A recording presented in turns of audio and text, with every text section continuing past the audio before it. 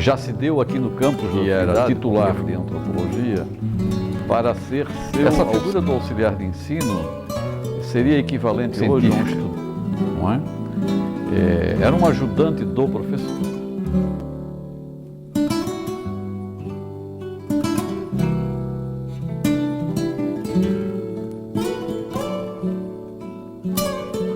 Eu tive a sorte que nesse momento a Universidade Federal foi criada, em dezembro de 1960. E logo em seguida eu fui convidado pelo professor Oswaldo Rodrigues Cabral, que era titular de antropologia, para ser seu auxiliar de ensino.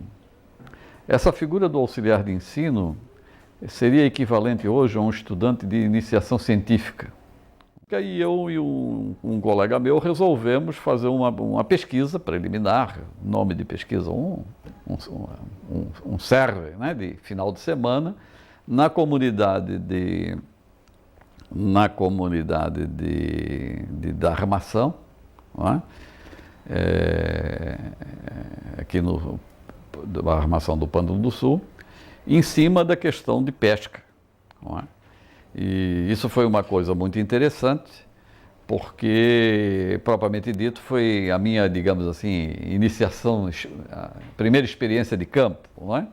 Numa época que documentação fotográfica era difícil, os trabalhos eram manuscritos, e então sobre esse trabalho eu acabei ficando sem, depois de entregar para o Cabral corrigir, naturalmente eu e o meu colega tiramos uma boa nota, mas fizemos um trabalho razoavelmente documentado, com algumas entrevistas ali de pescadores, etc. E no museu, falando com o Roberto Cardoso, ele me pergunta o que eu já tinha escrito, qual é a minha experiência de pesquisa, que era praticamente zero, exceto experiências pequenas como essa que eu acabei de relatar.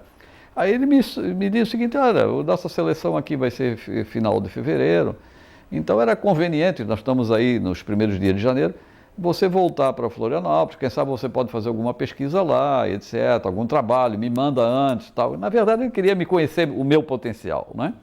E eu volto com essa motivação e vou para o Rio Vermelho e faço um trabalho em Rio Vermelho, fazendo um trabalho de uma comunidade, digamos, rural, que ainda era bem rural na época, não é? E estendendo um pouco a pesquisa para uma comunidade rural que também dependia da pesca, não é? E esse trabalho depois foi mais tarde publicado, já um trabalho que, digamos, bem de um iniciante, mas já é um trabalho onde há uma preocupação maior, mas a atenção nesse trabalho, a atenção primária foi para a questão das atividades agrícolas, não é? De uma comunidade que vivia essencialmente da agricultura. Então, sobre essa questão do interesse na pesca, nos primeiros momentos na atividade da cadeira de antropologia, aí já enquanto universidade, né? Essa sistemática de levar os alunos a fazer trabalhos, a fazer observações, ela continuou, quer dizer, na verdade foi uma coisa que o Cabral realmente tinha enquanto faculdade ainda de filosofia, não é? Enquanto faculdade ainda não integrando a universidade, e isso continuou depois como prática. Então os alunos eram convidados naturalmente a fazer trabalhos que extrapolassem, digamos assim, a pesquisa bibliográfica. Então muita coisa relacionada à cultura da ilha foi trabalhada por alunos da Faculdade de Filosofia, em particular alunos de História e Geografia que tinham a disciplina de Antropologia, na questão digamos assim, da cultura da ilha, e aproveitando esses boletins da Comissão Catarinense de Folclore.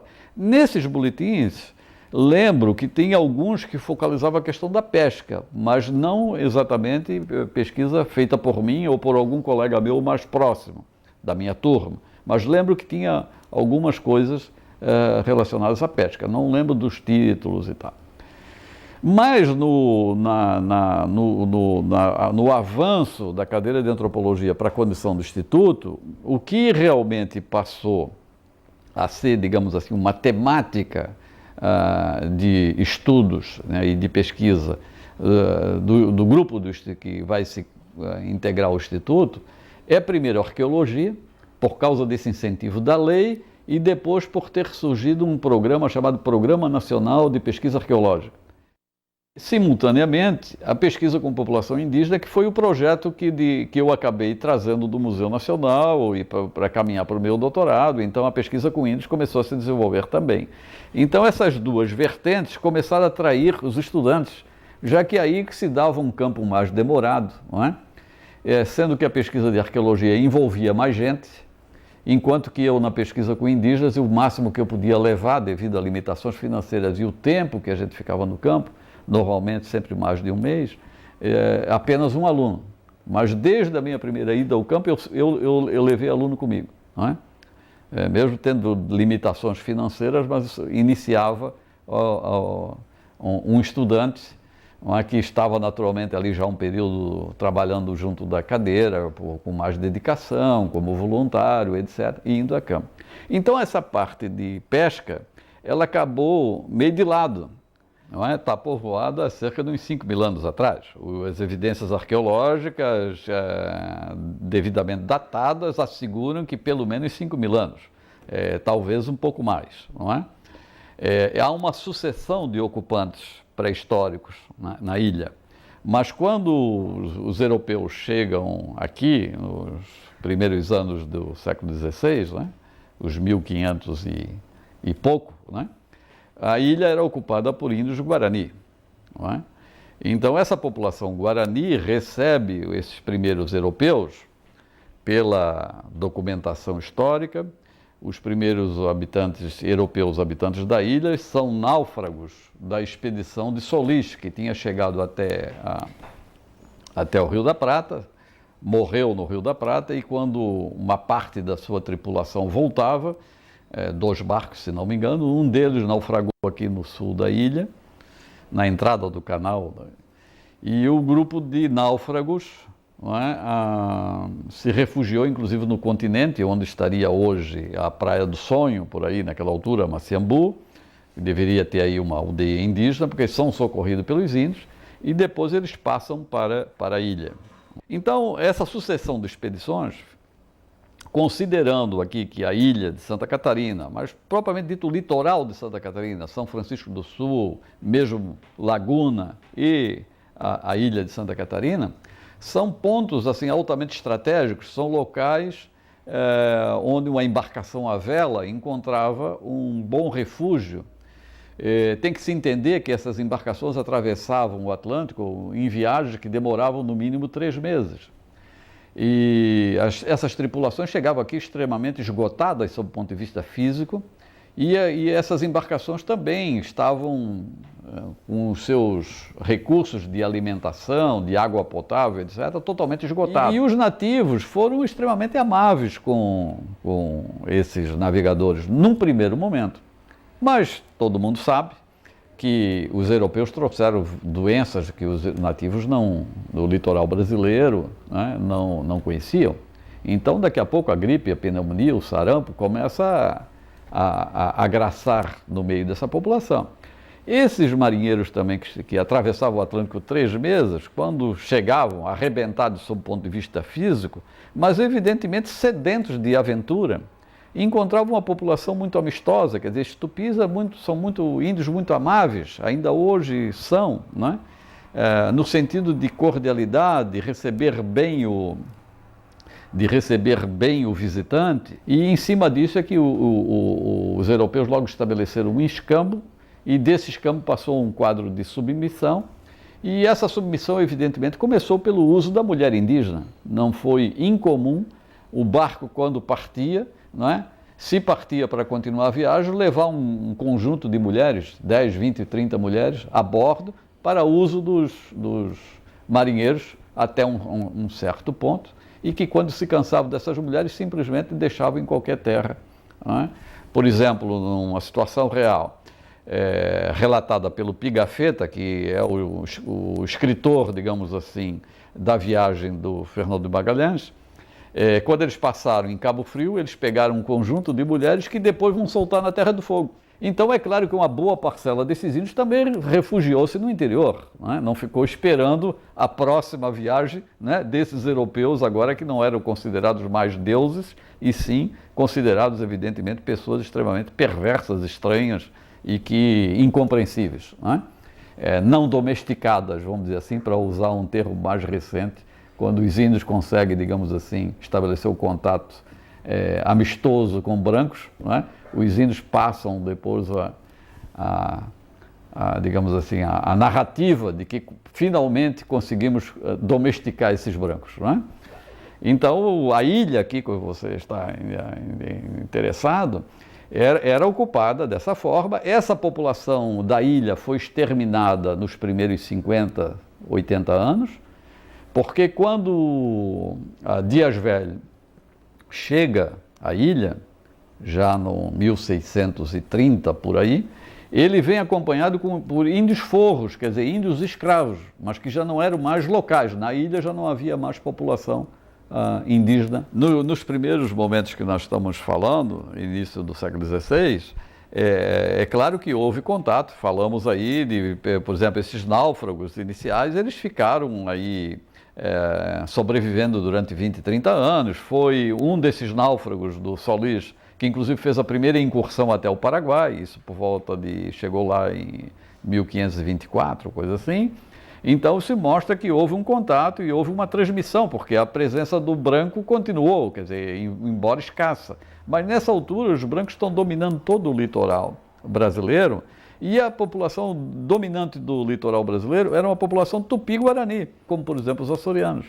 Quando os açorianos chegam, eles não têm contato propriamente dito com índios, mas a cultura cabocla, digamos assim, se a gente pudesse usar esse termo, essa cultura que não é mais uma cultura indígena, mas também não é uma cultura europeia, essa cultura de adaptação que o europeu, e especialmente o descendente desse europeu, esse mestiço que se desenvolveu aqui, a maioria deles produto da relação europeu com indígena, eles mantêm essa cultura, não é? E mantêm todo o litoral brasileiro. Então, pegando uma coisa concreta, por exemplo, a canoa de um tronco só, não é? Escavada, etc., ela é dominante em todo o litoral brasileiro, não é? E também para o interior. Pegar na Amazônia também é canoa de um tronco só, não é? Mas o que vai ocorrer? O açoriano, por exemplo, quando chega, ele vai utilizar essa canoa, porque ela estava sendo utilizada já pelas populações luso, quer dizer, portuguesas e mestiças, que estavam no litoral do brasileiro como um todo, e inclusive aqui na ilha de Santa Catarina. Pessoalmente, eu nunca trabalhei de uma maneira assim intensiva com guaranis, mas eu diria que pelo que eu compreendo dessa cultura, a própria existência do chamado mito da Terra Sem Males, que estaria além do Atlântico, estaria a leste, não é? Mostra de que esses indígenas tinham uma grande preocupação de chegar, digamos, até o litoral, não é? E de fato chegaram, não é? E tinham uma boa adaptação a esse litoral. Quer dizer, os Guarani têm um centro de dispersão a partir da Amazônia, não é? E praticamente se espraiam em direção ao litoral brasileiro e também para o sul, em direção ao que é hoje o Paraguai, uma parte da Bolívia e a Argentina. E é por aí que esses que vieram para essa região acabam depois chegando ao litoral que nós estamos nos referindo, quer dizer, o litoral da região sul do Brasil, né? Então, eles têm naturalmente uma tradição de vivência. Essa expansão se deu pelo domínio não só pelo domínio de uma agricultura que os colocava numa situação de maior, digamos, de condições de competição, né? Melhor do que outras populações, inclusive as populações do Sambaqui, que estavam aqui no litoral, que acabaram oprimidas pelos Guarani, né? Quer dizer, aí tem algumas interrogações no terreno da pesquisa arqueológica, que tem hipóteses relacionadas ao domínio dos Guarani sobre essa população sambaquiana, aqueles habitantes, digamos assim, anteriores que construíram os sambaquis, que não foram únicos, né? Antes dos sambaquianos existem outras ocupações, que são território de domínio da arqueologia, Mas uma outra hipótese é a possibilidade da chamada guaranização, quer dizer, os Guarani teriam guaranizado, quer dizer, aculturado, entre aspas aí, essa população sambaquiana. Mas esse contexto digamos assim, de estar presente na memória hoje dos descendentes desses Guarani e que estão inclusive hoje aqui no nosso dia a dia, no cotidiano da cidade, com aldeias aqui próximas e tudo mais, certamente isso está lá. Quer dizer, eu pessoalmente como pesquisador não tenho esses dados, mas isso está na memória do grupo, não é? Onde eles também podíamos nos referir que, por exemplo, sob o ponto de vista toponímico, existem várias denominações de lugares aqui hoje na ilha de Santa Catarina, mas também no litoral próximo, que são de origem guarani. Por exemplo, quando você vai em direção ao norte da ilha, você passa por uma localidade chamada Cacupé, não é? Uma ocasião eu fui para Assunção de carro e coisa de uns 100 quilômetros antes de Assunção, eu vi uma população se movimentando com mercadorias, né, com sacos e verduras e frutas, e imaginei que haveria uma feira. E, de fato, 15, 20 quilômetros para diante, tinha um pequeno povoado. E qual foi a minha surpresa? Não é? A entrada do povoado estava lá registrado, Caacupé, o nome do povoado. Eu parei aí, realmente tomei conhecimento que ia haver uma feira no dia seguinte, não sei o quê, tomei algumas informações, inclusive essa maneira, o modus vivendi da população rural, que andava 40, 50 quilômetros para ir vender uma pequena mercadoria, mas também para participar do mercado, o mercado fazendo o papel de naturalmente, uma fonte fornecedora de notícias, de informação e de convivência social. E eu, chegando a Assunção, como eu ia fazer um trabalho na Universidade Católica, falando com um colega meu, eu falei a ele dessa experiência, etc. E disse, olha, na minha cidade tem uma localidade também chamada Cacupé. E ele me diz o seguinte, você sabe o que significa Cacupé? Eu digo, não, é o nome de uma localidade que vocês têm aqui. Não, mas Cacupé é atrás do morro. Quando você estava chegando na cidade, você não subiu um cerro? Subi, tudo bem. Aí eu comentei para ele, bom, lá em Florianópolis também o Cacupé está atrás de um morro. Não é? Então é um nome, digamos, tupi-guarani, e inclusive descritivo. E aqui assim tem, por exemplo, Itaguaçu, temos aqui Itacurubi, né? Temos uma série de outros nomes. Então isso significa que, quer dizer, comprova que essa população estava aqui no litoral e até certo ponto, hoje para a população que está aqui, quer dizer, que voltou, né? Evidentemente quando percebe que uma determinada denominação, que é de origem da sua própria língua, não é? Evidentemente, isso remonta a um passado onde eles fazem uma ponte. Bom, nós estivemos aqui, nossos antecedentes estiveram aqui, não é? E assim você tem, por exemplo, o nome Cacangaçu, Maciambu, são nomes, Biguaçu, são nomes indígenas, não é? E que hoje serve até de referência para esses grupos também adentrarem com propostas de recuperação das suas terras.